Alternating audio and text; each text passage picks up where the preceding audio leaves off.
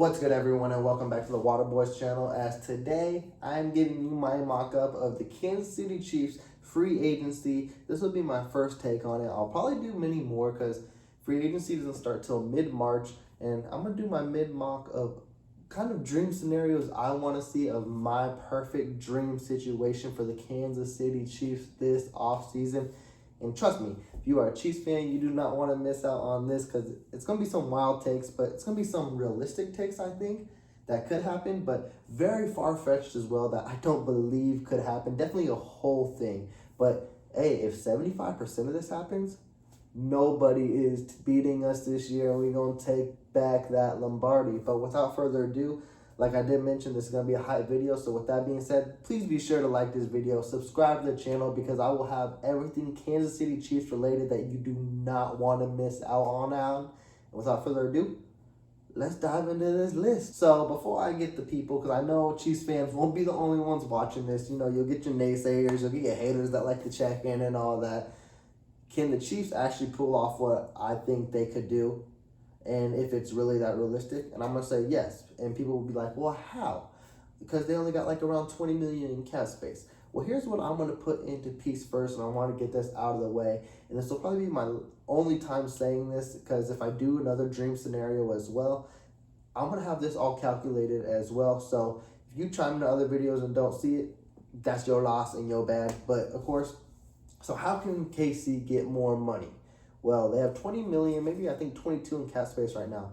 Mahomes could save them around another 20 million if they move most of his contract for this year into a signing bonus, and that basically moves him to around a 16, 17 million this year instead of a $37 million this year, which would be huge. The same thing Joe Tooney can do as well. That would save him another 15 million as well. What would be huge as well is if you get Tyreek Hill an extension. We know he doesn't want to restructure, and that's cool and all. But if you give him an extension, that'll lower this year and put more money towards years forward. That's huge as well. And then the likes of Frank Clark, you would cut. That would save $13 million. And then Anthony Hitchens as well, you could cut, which would save another $8 million as well.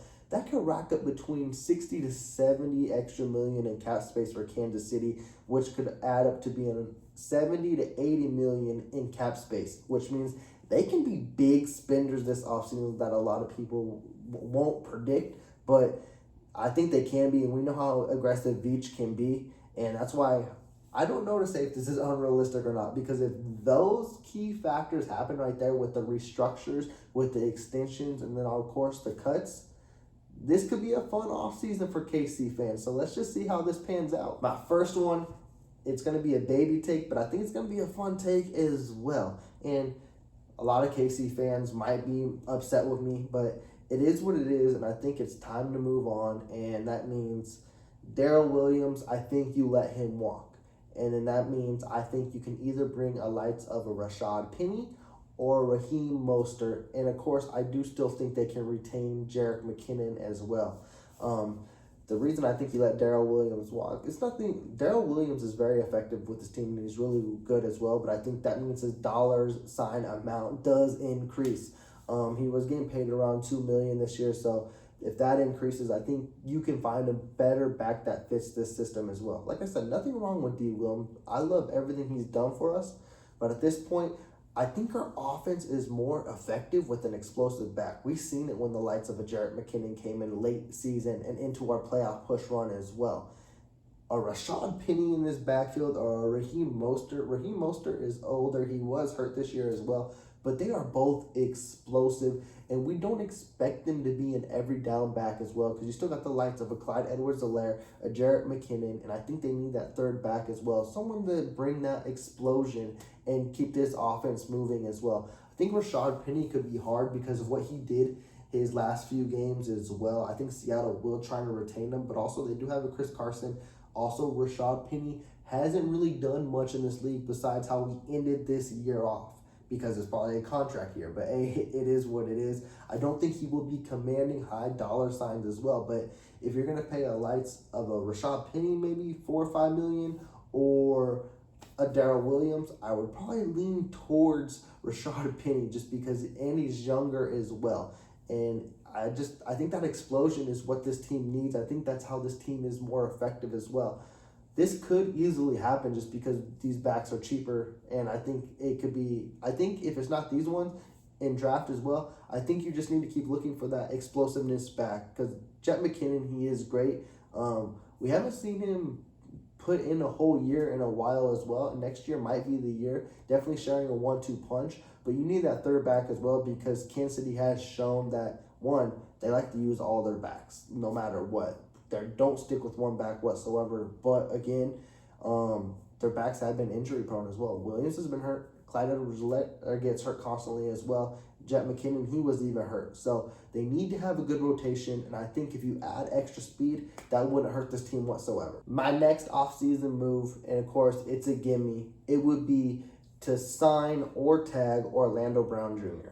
I would prefer sign because if you sign him, that means his cap hit for this year isn't that big, and of course going on to the following years as well. But if you do the tag, I don't know what the tag is this year for O-lineman, but I know tags are much more expensive than when you would sign a player as well. So I would prefer sign, but you don't know. I think he will be retained by KC. I think that's obvious, and I know Orlando Brown gets a lot of hate and all that, but he's a really good left tackle. He made the Pro Bowl this year for whatever take you want to give on that, but he is a very solid left tackle, and I think he's someone KC can, have Mahomes protecting for the next 5-10 years as well. He's very young. He has room for improvement as well. He grew up playing right tackle basically, and then now he's moving to left tackle because he feels like that's home. Hey, he didn't do terrible this year, and this whole O-line is continuing to mold and improve. So I think that's a piece you just need to keep, and I think that will happen. I would prefer a sign just so you can get more pieces throughout this offseason, but if it's a tag as well, it won't hurt, but you definitely need to retain him. Now, this one might get a lot of Chiefs Kingdom and their feelings, at least the first part might. And that is, let Robinson walk. That's not the part, because I know a lot of y'all want to see Robinson walk. I really want to see him walk. I don't think you re-sign him whatsoever. And I think you let Pringle walk, unfortunately. Now, the reason I'm going to get to, and we'll get to that, but let me justify this as well. I think Pringle kind of had a year that Albert Wilson had when Mahomes came in and Alex Smith last year as well. He's going to command dollar signs that I don't think is his value. And if it's too rich for KC's blood, don't go for it. And it's unfortunate, but this is a solid wide receiver free agency, and it is a solid wide receiver draft class. So you can make up that loss real quickly. And here's where I'm going to chime in as well. People are aiming big when they say, I don't see a lot of Devontae Adams. We know that's way too rich for our blood. But the Chris Godwins and things like that, I say play the pool right. And what I mean by that as well is go for Juju. Juju wants to come, and he was paid $8 million last year. I think he's around that ballpark as well. That's not expensive at all, and he didn't tear a knee or anything like that. He hurt his shoulder, so his legs are fresh still, and he's a young receiver. If you want to do it on a prove-it deal as well, then sign him to a long-term extension. That could be something huge for KC in the long run. But I'm going to go part two here as well, because I think KC should bring in 2 receivers in free agency, not draft. I think free agency, because I don't know if one of those big names will fall to KC in the draft, and I don't want to bank and depend on that. So I say bring in DJ Chark. Or if I had to choose, I like DJ Chark the most.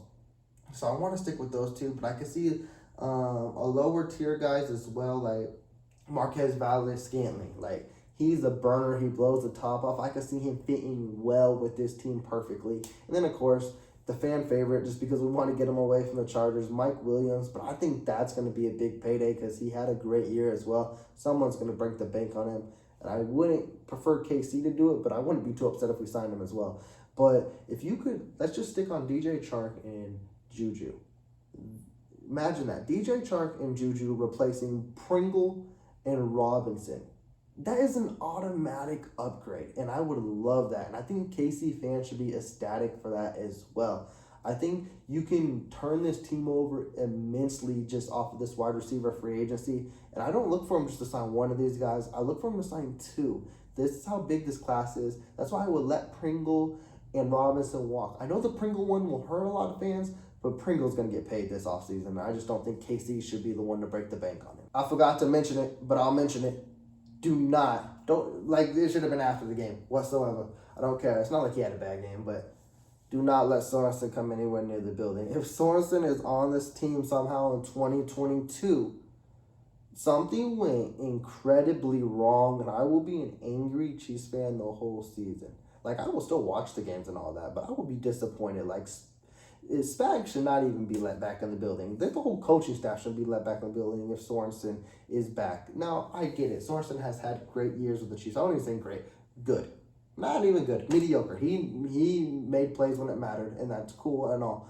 But that time is over. Do not let him walk in the door. Take his badge right now. Like, I don't want to see him on the field again. And, again, I'm being harsh on him because I shouldn't be. But, again, he didn't execute when he should have as well. But coaching put him in situations that they shouldn't have But if he's not on the team, they can put him in that situation. So please don't be on the team. So my next one, this is where this is going to get fun and breaking the bank, and this is where KC is going to make this team. I know I said the 2 wide receivers, and I think that could happen. I think all these moves can happen as well. But my next thing will be KC fans, it depends on the fan you talk to. They might be indifferent about this one, but I say let Charvarius Ward walk because he's going to be like a Byron Pringle. Now, he did play good and all that, and I think he would be a good asset on this team for the right price, but I don't think we'll get him at the right price. And I think someone will command the bank for him. Now, I don't want to say big dollars, but I will say too rich for KC. So I think this is the year KC will break the bank, bring J.C. Jackson to KC. I think Kansas City has finally got tired of, we're not drafting cornerbacks, we're not signing them. Damn, our kicker is getting paid more than these cornerbacks. And nothing against Bucker or anything like that, but that's how it is.